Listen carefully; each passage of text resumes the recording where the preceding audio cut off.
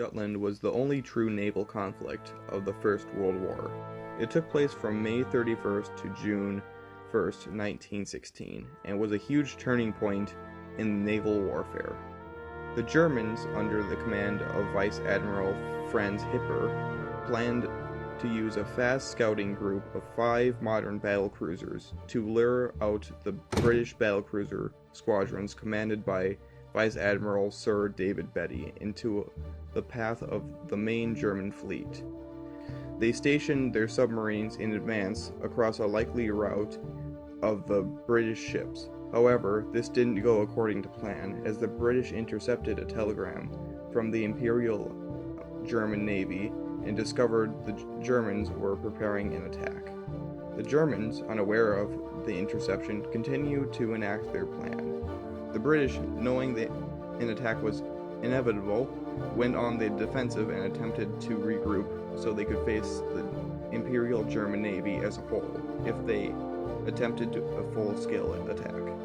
The small band of 5 German battlecruisers tasked with luring out the British battlecruisers ran into them long before they expected to. The Germans, realizing this was their chance, managed to lure out the British to where the German Navy was waiting. By the time the British saw the German Navy turn back towards the main fleet, they had already lost 2 battlecruisers. The British baited the Germans toward their main fleet in hopes of overpowering the Germans and achieving victory.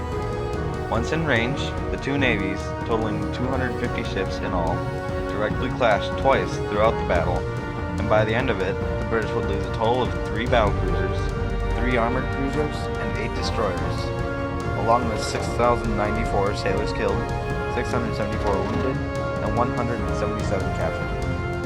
The Germans, on the other hand, would lose 1 battlecruiser, 1 free-dreadnought, 4 light cruisers, and 61 torpedo boats, along with 2,551 sailors killed and 507 wounded. As night fell, the British maneuvered to cut the Germans off from their base, hoping to continue the battle the next morning.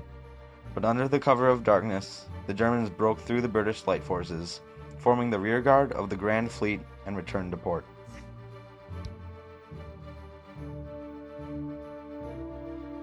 Immediately after the battle, both sides claimed victory. The British lost more ships and twice as many sailors, but succeeded in containing the German fleet. The British press criticized the Grand Fleet's failure to force a decisive outcome, while the Germans' plan of destroying a substantial portion of the British fleet somewhat succeeded. Finally, the British strategy of denying Germany across both the United Kingdom and the Atlantic did succeed, which was the British long-term goal. The Germans' fleet in being continued to pose a threat, requiring the British to keep their battleships concentrated in the North Sea, but the battle reinforced the German policy of avoiding all fleet-to-fleet contact.